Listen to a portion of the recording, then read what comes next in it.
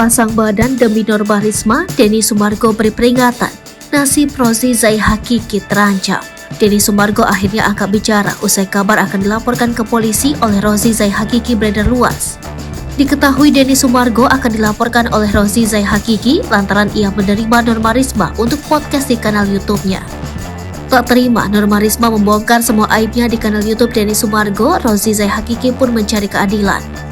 Didampingi bersama kuasa hukumnya, Rozi Zai Hakiki pun keluar-keluar di beberapa media, bahkan mendatangi kantor kepolisian untuk membuat laporan.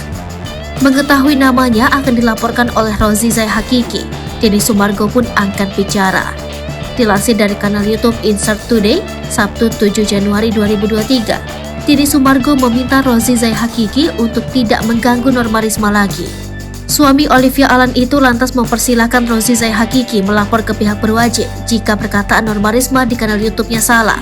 Namun Denny Sumargo memberi ancaman pada Rozi Zai Hakiki untuk berhati-hati jika nanti ada yang menyerang kembali.